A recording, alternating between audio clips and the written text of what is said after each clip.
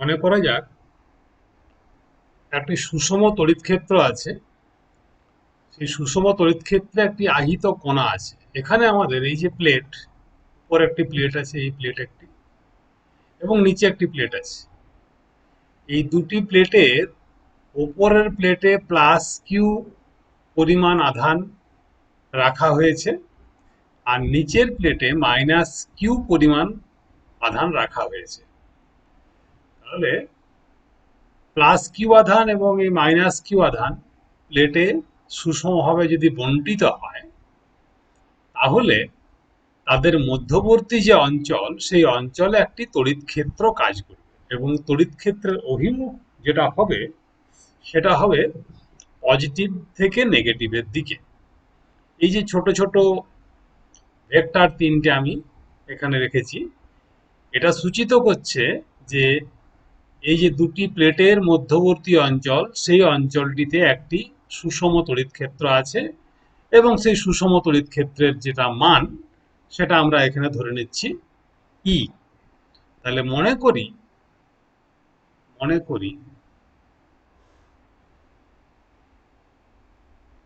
সুষম তড়িৎ ক্ষেত্রের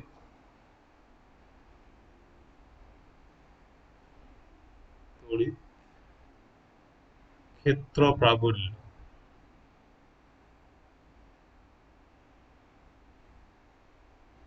সমান ই। ই একটা ভেক্টর কোয়ান্টিটি এবং তার দিকটাও বলা আছে এখানে। তো যদি এইরকম জায়গাতে, যেখানে তড়িৎ ক্ষেত্র রয়েছে, সেই জায়গায় একটি আধান থাকে, তাহলে সেই আধানের উপরে প্রযুক্ত বল যেটা হবে, কিউ আধান যদি হয়, তাহলে কিউ আধানের উপর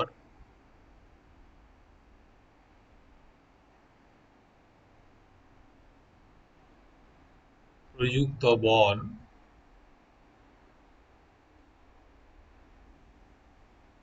এফ, এটা একটা vector quantity, F is equal to Q into ই।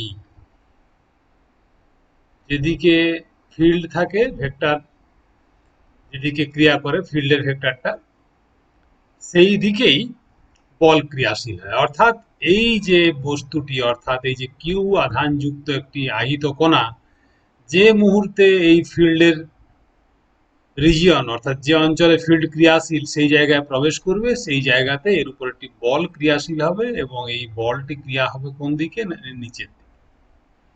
এই দিকে একটি বল ক্রিয়াশীল হবে, এবং বলের মান হবে এফ। যদি এটি নেগেটিভ আধান হতো, ধরা যাক ইলেকট্রন যদি হতো নেগেটিভ আধান, তাহলে সেই ইলেকট্রন উপরে যে বল ক্রিয়াশীল হতো সেটা হতো উপরের দিকে, এবং সেই বলের মান হতো ই ইন্টু ই, ইলেকট্রনের ক্ষেত্রে। আর যে আধানটির কথা আমরা চিন্তা করেছি, তার জন্য প্রযুক্ত বল হবে নিচের দিকে, এবং সেটা আমরা এই যে ভেক্টরটার সাহায্যে সূচিত করেছি। যাই হোক, আমাদের এটা হচ্ছে মূল তত্ত্ব। তাহলে বল বা ফোর্স এফ, এটার ভ্যালু হচ্ছে, ম্যাগনিটিউড হচ্ছে কিউ ইন্টু ই, এবং তার ডিরেকশনটা ডিপেন্ড করবে ফিল্ডের ডিরেকশনটা কোন দিকে এবং চার্জের নেচারটা কিরকম তার উপর। যেটা আমাদের খুব সহজে মনে রাখার ক্ষেত্রে কাজে লাগবে সেটা হচ্ছে এটাই, যে ফিল্ড যেদিকে কাজ করে, পজিটিভ আধানের উপরে প্রযুক্ত বল সেদিকে কাজ করে। এটা মনে রাখতে হবে, ব্যাস। তাহলে বল যদি হয় এত, কিউ ইন্টু ই, তাহলে আহিত কণার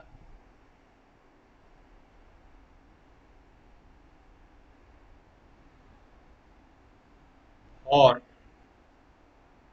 সমান এম হলে ওই কণার ত্বরণ কত হবে? ত্বরণ বা অ্যাসিলারেশন, যেটাকে এফ বলি আমরা, কখনো এও বলি। F is equal to Q E by M. So this is the expression for acceleration. কোনো কোনো বইতে এটা এ বলা থাকে, কোনো কোনো বইতে এফ বলা থাকে। টেক্সট বই বিভিন্নভাবে লেখা হয়, বিভিন্ন জনে লেখেন, বিভিন্ন নোটেশন তারা ইউজ করেন। আমরা দুটো নোটেশনে শিখে রাখবো, আমরা দুটোই এখানে লিখছি। অথবা ত্বরণ A is equal to Q E.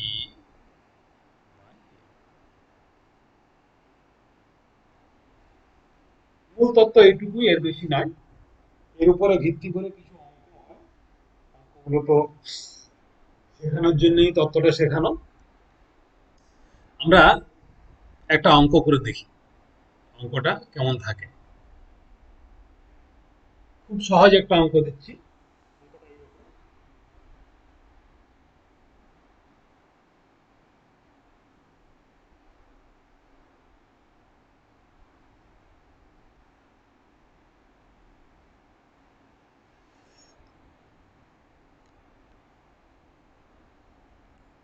M E ভর সম্পন্ন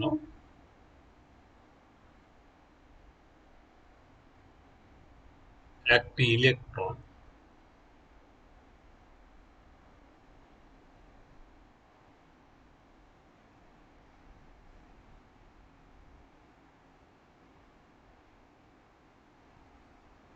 t1 সময়ে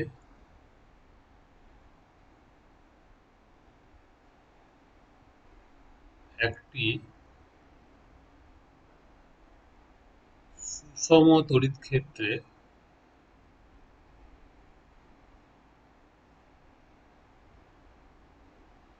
d দূরত্ব অতিক্রম করে।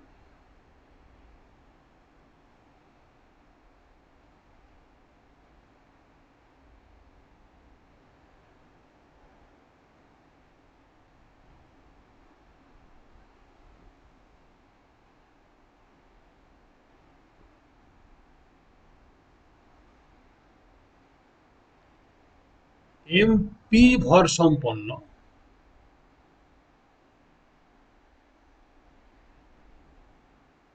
একটি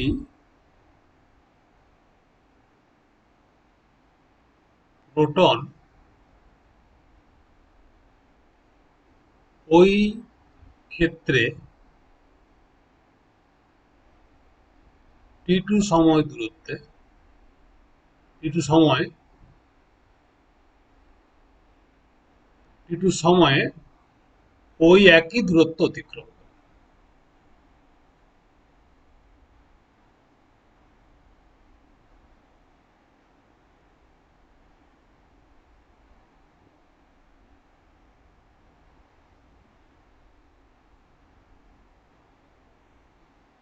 এখানে অভিকর্ষের কোনো প্রভাব না থাকে, যদি ওই স্থানে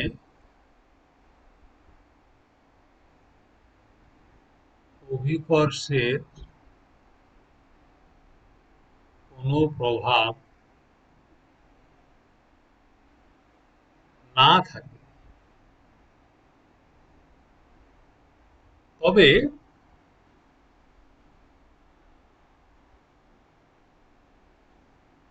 t1/t2 সমান কত?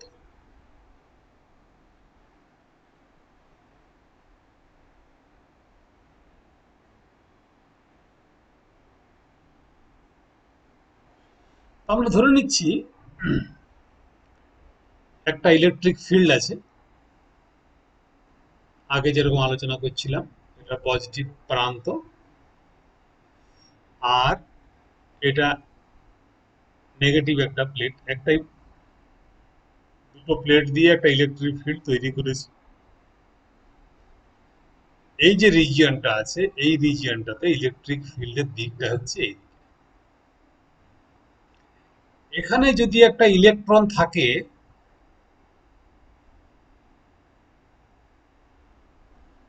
তার চার্জ হচ্ছে ই, ইলেকট্রনিক চার্জ।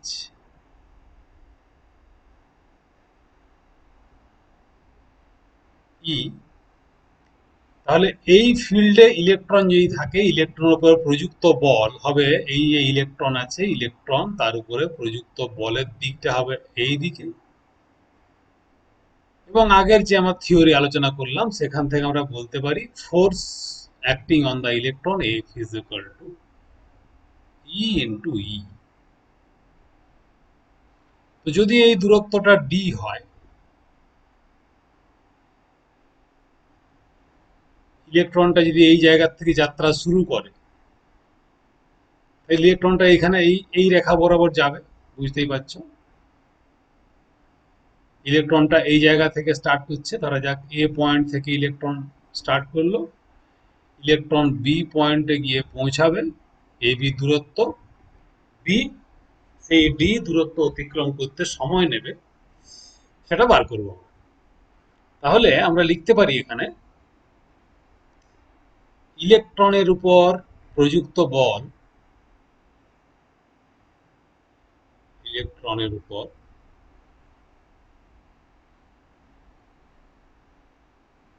প্রযুক্ত বল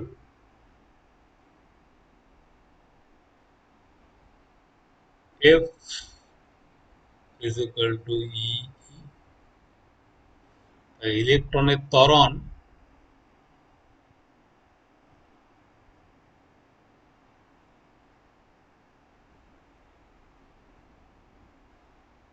F E is equal to E E by mass of electron। ত্বরণ, এই ত্বরণ নিয়ে এখানে অভিকর্ষ নেই, প্রাথমিক তাহলে কোনো গতিবেগ নেই, জি কাজ করছে না। তাহলে এই ত্বরণ নিয়ে ডি দূরত্ব অতিক্রম করার জন্য প্রয়োজনীয় সময় যদি T1 হয়, বলা আছে যেটা, তাহলে আমরা লিখতে পারি অতএব half into F E into T1 square is equal to D, equation number 1। প্রোটনের জন্য যেটা পাবো আমরা, প্রোটনের ক্ষেত্রে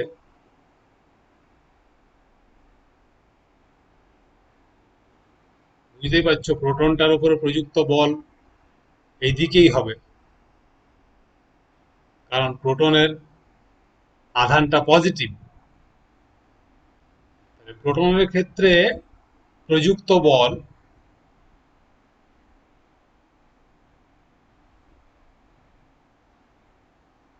ইজ ইকুয়াল টু, সেখানেও কিন্তু ই ইন্টু ই, কিন্তু প্রোটনের যে ত্বরণ,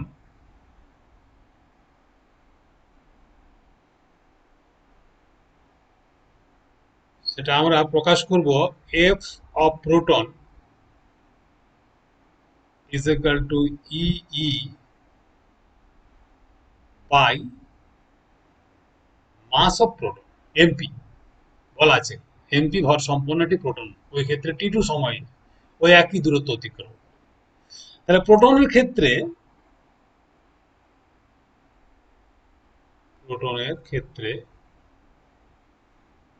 আগের ইকুয়েশনটা যখন লিখেছি half into F of E into T1 square is equal to D, প্রোটনের ক্ষেত্রে হবে half of F of proton into T2 square is equal to D. এটা 2 নম্বর ইকুয়েশন দিয়ে রাখবো।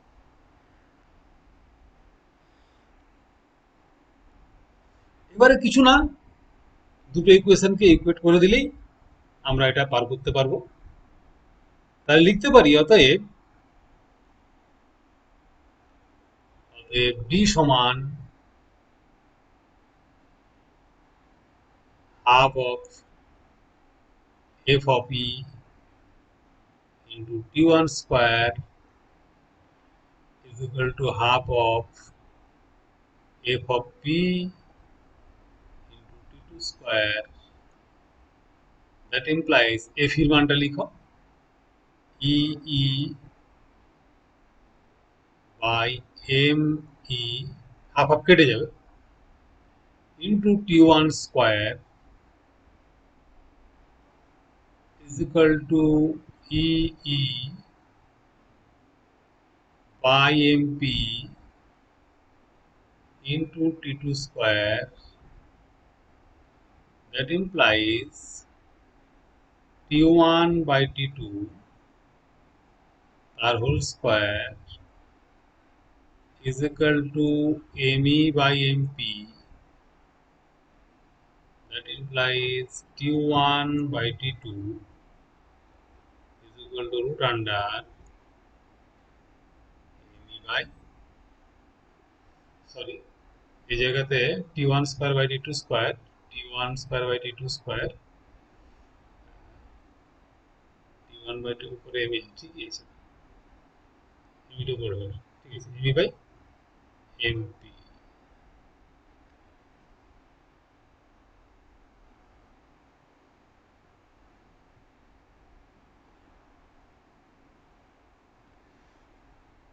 তাহলে এটাই expression T1 by T2 is equal to ME by MP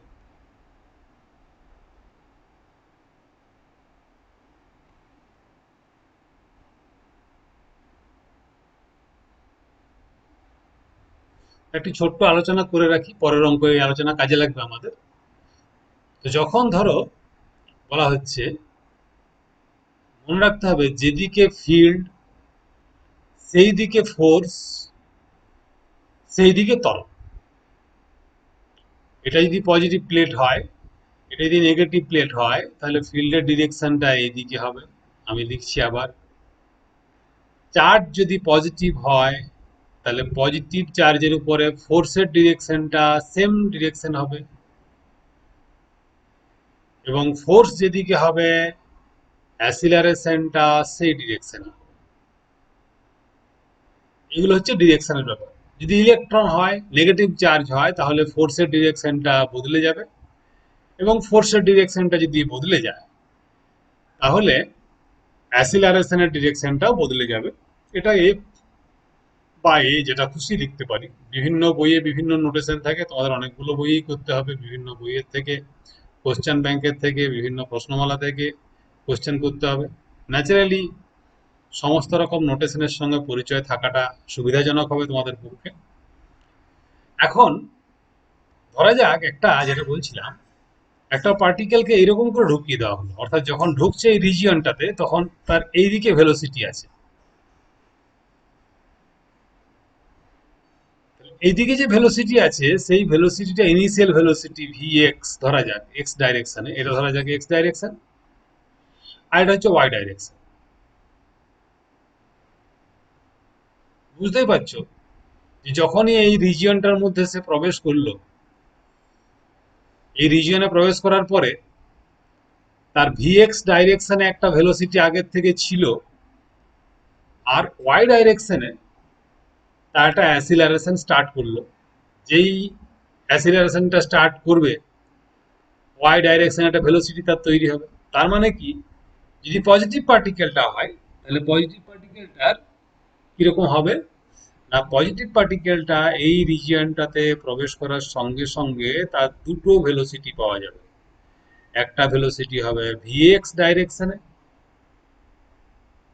আর একটা velocity হবে vy ডাইরেকশন